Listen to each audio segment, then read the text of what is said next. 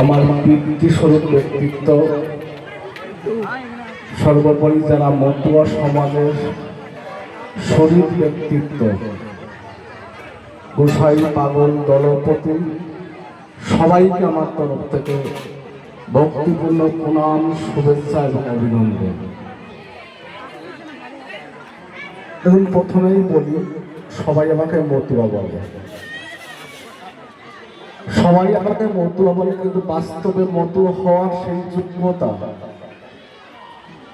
আমার আছে কিনা আমি জানি না।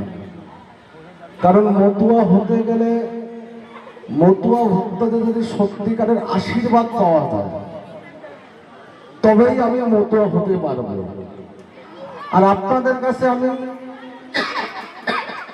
এই প্রার্থনা করব, আমি যতদিন এই ধরাধামে থাকবো, এই পৃথিবী ছেড়ে যেদিন চলে যাব, সেই আগের দিন পর্যন্ত আমি, সেই মুহূর্তে আমি মতুয়া হয়ে যেতে পারি আপনাদের থেকে আশীর্বাদ নিয়ে।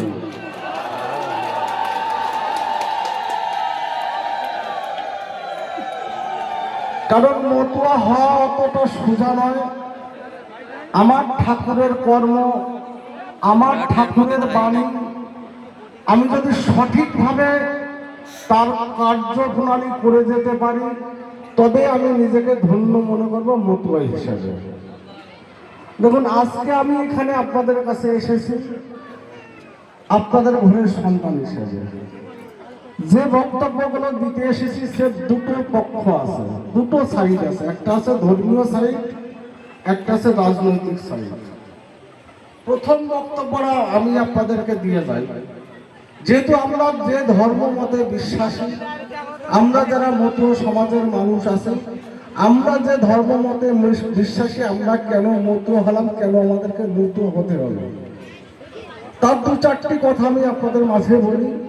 তারপরে রাজনৈতিক যে প্রেক্ষাপট কি হয়েছে সেটা আমি আপনাদেরকে জানাচ্ছি। কারণ প্রথম কথা আমি বলি, আমাদের যে মতুয়া সমাজ, আমাদেরকে কেন কেন মতুয়া বলা হয়, এর অনেক ইতিহাস আছে। আমি বিস্তারিত বলতে গেলে অনেক সময় লাগবে, শুধু আপনাদের এইটুকুন বলবো। আজকে আমরা যারা মতুয়া আছি, বা পূর্ব পাকিস্তান বা পূর্ববঙ্গ থেকে আজকে পশ্চিমবঙ্গে এসে আমরা যারা বসতি স্থাপন করে আছি, আমাদের কিন্তু মতুয়া হিসাবে ডাকা হতো না, বলা হতো না। আমাদের এই সমাজ 32টি যে সম্প্রদায় ছিল, পিছিয়ে পড়া যা সম্প্রদায়, আমাদেরকে চন্ডাল বলা হতো। ব্রিটিশ ভারতের যে জনলিপি ছিল, সে ব্রিটিশ ভারতের জনলিপিতে আমাদের চন্ডাল বলা হতো। চন্ডাল বলে আমাদেরকে আখ্যায়িত করা হতো, যার ফলস্বরূপ এই চন্ডালদের না ছিল কোনো সামাজিক অধিকার, না ছিল কোনো ধর্মীয় অধিকার। ধর্মীয় অধিকার বলতে আমাদের কোনো মন্দিরে প্রবেশ করতে দেওয়া হতো না। তদানীন্তন সময় যে ব্রাহ্মণ্যবাদী সমাজ ছিল, তারা আমাদেরকে কোনো মন্দিরে প্রবেশ করতে দিতেন না। এবং সেই সময় যে খ্রিস্টান মিশনারিরা এই সমাজকে তাদের ধর্মে ধর্মান্তরিত করতে চলেছিলেন, তার আগে আরব সাম্রাজ্যবাদী সমাজ, তারা আমাদের সমাজের মানুষকে তারা মুসলিম ধর্মে দীক্ষিত করার চেষ্টা করেছিলেন। কিন্তু আমার ঠাকুর স্বয়ং হরিচাঁদ ঠাকুর, পূর্ণব্রহ্ম হরিচাঁদ ঠাকুর, বাংলাদেশের আজকে যেখানে ওরাকান্দি, গোপালগঞ্জের সাতলাডাঙ্গা গ্রামে জন্মগ্রহণ করেছেন, এবং পরবর্তীতে তার কার্যকলাপ, ধর্মীয় আচার আচরণ ওরাকান্দি নামক স্থানে সেই জায়গায় তার কার্যপ্রণালী প্রচার এবং প্রসার করেছিলেন।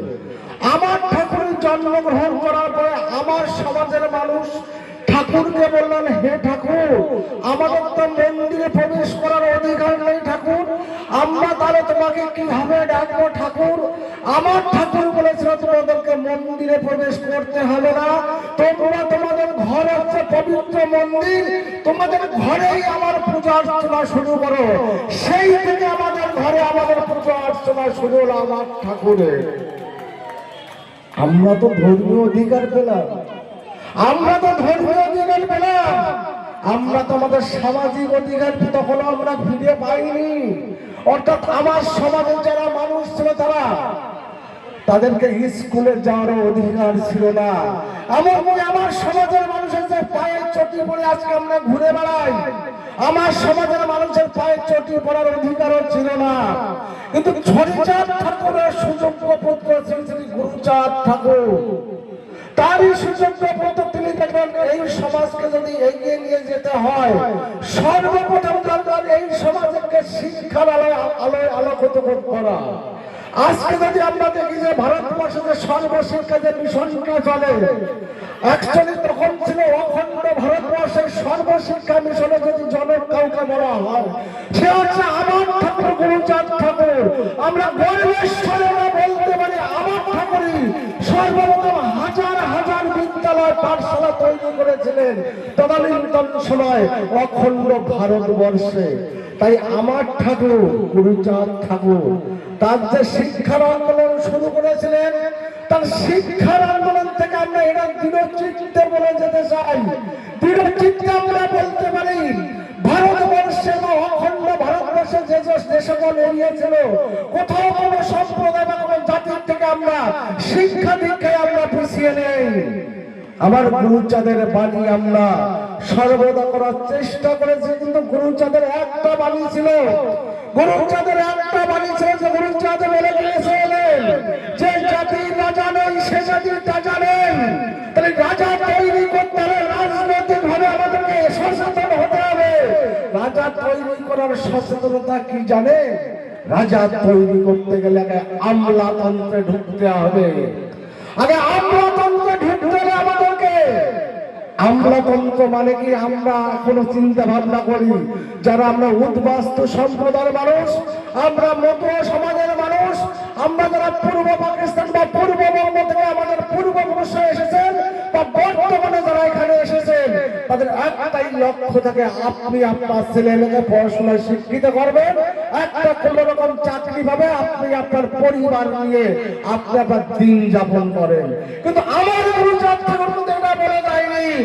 আমার গুরুচাঁদ বলেছেন রাজা তৈরি করতে হবে সমাজ থেকে। তাহলে রাজা তৈরি করতে গেলে আগে আমলা তৈরি করতে হবে। তাহলে রাষ্ট্র ব্যবস্থার মূল পরিকাঠামো হচ্ছে আমলাতন্ত্র। আজকে আমি যে মিনিস্টার আমাকে পরিচালনা করেন আমলারা, এখনো আমরা যদি দেখি আমার সমাজে ততটা আমলাতন্ত্র সেই জায়গায় সঠিকভাবে উঠে আসতে পারেনি। আমলাতন্ত্র মানে হচ্ছে যারা রাষ্ট্র ব্যবস্থাকে পরিচালিত করে, সেখানে হচ্ছে আইপিএস হবে, সেখানে আইএস হবে, সেখানে ডাব্লিউবিসিএস হবে, সেখানে ডাক্তার হবে, সেখানে ইঞ্জিনিয়ার হবে, সেখানে আইআরএস হবে।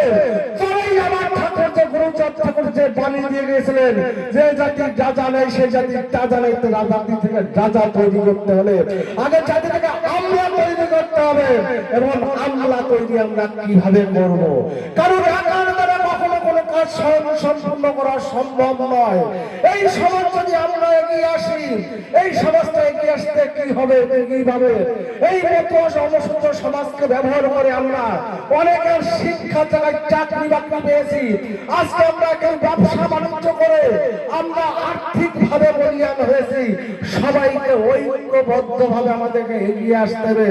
এই সমাজ থেকে যারা সুশিক্ষায় শিক্ষিত, যারা ট্যালেন্টেড বাচ্চা আছে, যারা অর্থাৎ ব্রিলিয়ান্ট ছেলেপেলে আছে, যাদের ব্রেন ভালো, অথচ তাদের পড়াশোনার জন্য তাদের আর্থিক ভাবে তাদের বাবা মা পয়সা খরচা করতে পারে না, আমাদেরকে সবাই মিলে এগিয়ে আসতে হবে। সেই সমস্ত বাচ্চাদের কাছে তাদের আর্থিক ভাবে সাহায্য করতে হবে। আমাদের পাড়ায় পাড়ায় এরিয়ায় যদি আমাদের সমাজের যারা কিছু ডাব্লিউবিসিএস আছে, যারা এমবিবিএস ডাক্তার আছে, যারা ইঞ্জিনিয়ার আছেন, তারা যদি মাসে অন্তত একটা দিন যদি আমাদের সেই সমাজের সেই বিলিয়ন ছেলেমেয়েকে যদি আমরা সুশিক্ষা শিক্ষিত করতে পারি, তবে সেই ছেলেটাই আগামী দিনে আমলাতন্ত্রের একটা পাঠ হয়ে দাঁড়াবে। তাই আপনাদের কাছে সবার কাছে একটা বার্তা নিয়ে আমি সমগ্র ভারতবর্ষে চলছি, আপনারা আমাকে ভিক্ষা দেবেন, আমি আমার শরীরের শেষ রক্তবিন্দু দিয়ে আমি আপনাদের পাশে থাকার চেষ্টা করব।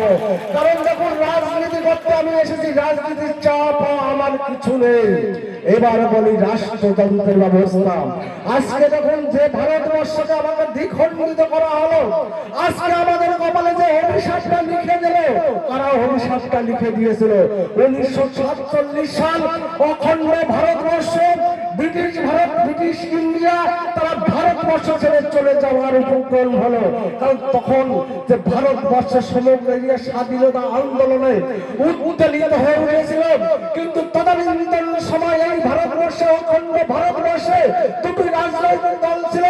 একটি রাজনৈতিক দল ছিল মুসলিম লীগ এবং একটি রাজনৈতিক দল ছিল কংগ্রেস। একই দেশে দুজন প্রধানমন্ত্রী হতে পারবে না, তা সুচতুরভাবে এটাকে ব্যবহার করলো ব্রিটিশ ইন্ডিয়া কোম্পানি, যারা 200 বছর ভারতবর্ষকে শাসনের নামে শোষণ করেছিল। চলে যাওয়ার ভারতবর্ষের ছেড়ে দেওয়ার শেষ লগ্নে এসে ভারতবর্ষকে একটা শেষ পেরে খুঁজে তুলে চলে গেলেন। যে মুসলিম লীগ তারা বলেছিল আমরা হিন্দুদের সাথে আমরা থাকতে পারবো না, দ্বিজাতি তত্ত্বের ভিত্তিতে ভারতবর্ষকে দ্বিখণ্ডিত করা হলো। এর পেছনে চক্রান্ত ছিল কংগ্রেসের। কংগ্রেস হয়তো তদানীন্তন সময় ভেবে নিয়েছিলেন যে অখণ্ড ভারতবর্ষ থাকলে নেহেরু হয়তো প্রধানমন্ত্রী হতে পারবেন না, তাই ভারতবর্ষকে দ্বিখণ্ডিত করে দেওয়া হলো। আমরা তো অখণ্ড ভারতবর্ষের নাগরিক ছিলাম, আমাদের পূর্বপুরুষরা ছিলেন পূর্ব পাকিস্তান, বর্তমানে যেখানে বাংলাদেশ। আমাদের সমাজের মানুষ পূর্বপুরুষরা জানতে পারেনি, তাদের কপালে যে অভিশাপ লিখে গেল কংগ্রেস বা ব্রিটিশ ইন্ডিয়া কোম্পানি।